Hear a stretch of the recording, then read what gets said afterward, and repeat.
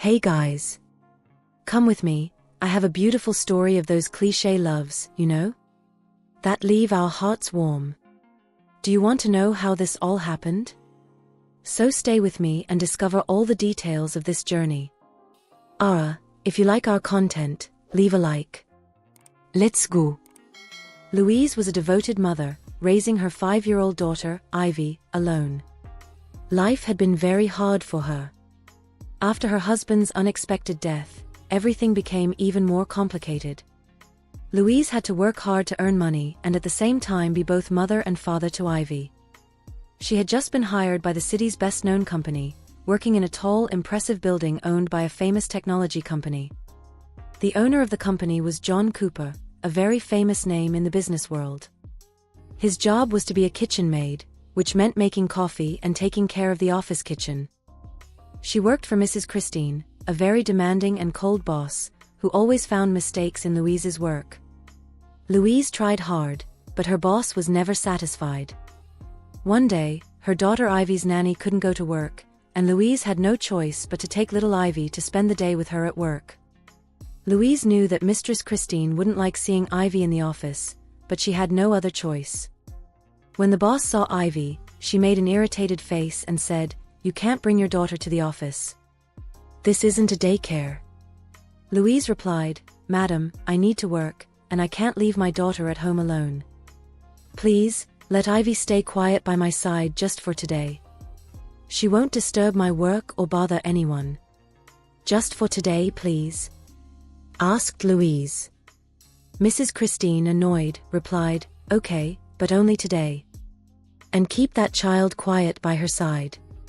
If she interferes with someone's work, you'll be fired, understand? Today we need total dedication more than ever, because Mr. John Cooper, owner of the company, will spend a few days here to check our work."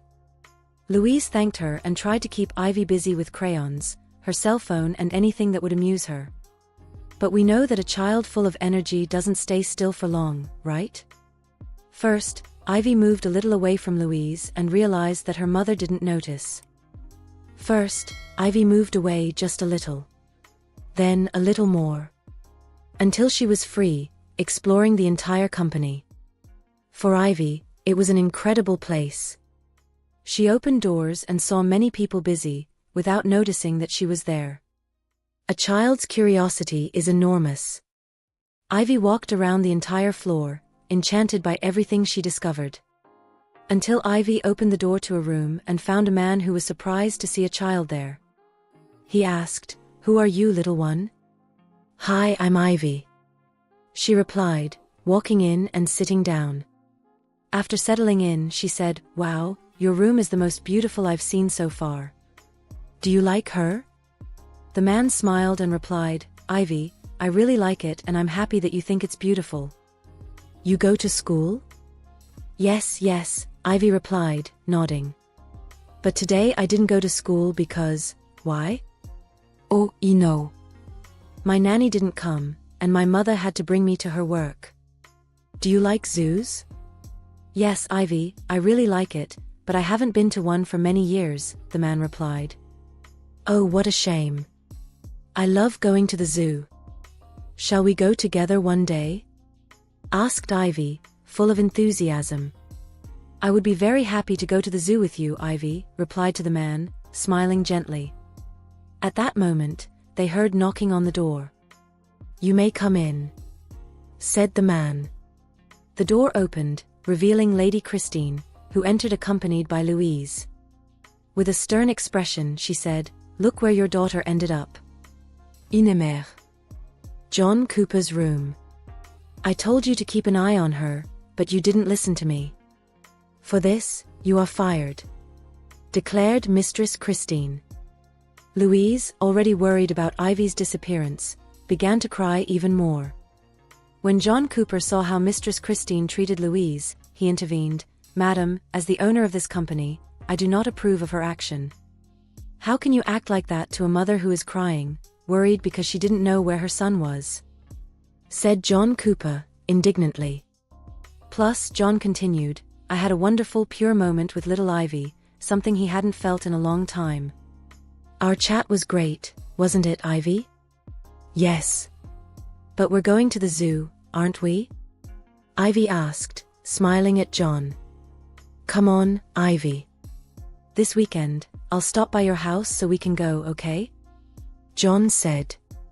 Embarrassed after being scolded by the company owner, Madame Christine left silently. Louise and Ivy left soon after. When the workday was over, Louise breathed a sigh of relief and took Ivy home. On Saturday, Louise always spent the whole day with Ivy, playing and talking a lot. Before lunch, the phone rang. To her surprise, it was Mr. John Cooper. He was calling to confirm that afternoon, they would go to the zoo, as he had promised little Ivy. When Ivy heard the news, she started jumping up and down with joy, looking forward to the ride. She spent the whole day asking her mother if it was time to go, until John arrived. The afternoon was perfect, and Louise seemed to be looking after two children, one big and one small. John and Ivy had fun with the animals, ate popcorn, ate ice cream and played with balloons. When they got back, Ivy was so tired that she fell asleep in the back seat of the car. When they got home, John helped carry Ivy to her room and put her to bed.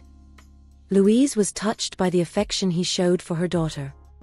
Would you like a coffee, Mr. John Cooper? Louise asked. Yes, but you can just call me John, he replied. Do you have children, John? It seems like you're great with kids, Louise commented. Look, Louise, to grow and maintain my companies, I had to leave some things aside. I really like children, but I haven't had time to have my own yet, he explained. But you are still young, you can have many children, exclaimed Louise. First, I need to find time to get a wife, said John, laughing. Surprised, Louise replied without thinking, I can't believe that such a charming man would have difficulty finding a wife. Upon realizing what she had said, she turned red and embarrassed. John noticed and let out a laugh. I could ask the same. I saw in your data that you have been a widow for a few years. Why didn't you get married again when you're so pretty? John asked. They both laughed at his questions. John, I have a daughter to raise with lots of love and care. I can't let just anyone into our lives, said Louise. You're right, Louise, he replied, agreeing. Since then, every Saturday has become a day of fun for the three of them. Louise stopped seeing John as the powerful owner of the big tech company. And John never treated her as a simple employee, but as a charming and interesting woman, mother of a happy and talkative girl. John spent the whole week waiting for Saturday to have fun with Louise and Ivy. Over time, he also began to look forward to the time when Ivy would go to sleep, and he could sit and talk to Louise. They spent hours in the room, exchanging stories and secrets, and it was becoming more and more special for both. John was super excited to spend some quality time with Louise, Ivy's mom. One night, after putting Ivy to bed, Louise settled in for a cozy night. John noticed how beautiful she looked. Wow, Louise, you look amazing, he said with a smile. Did you dress up just for me? Louise blushed and laughed. Oh no, John. It's just a warm night and I wanted to stay comfortable, that's all. John sat down next to her and said, You know, Louise, I really care about Ivy. She is an amazing kid and I feel so lucky to be around her. But what you don't know is that I fell in love with you, and I love these moments we spend together, confessed John.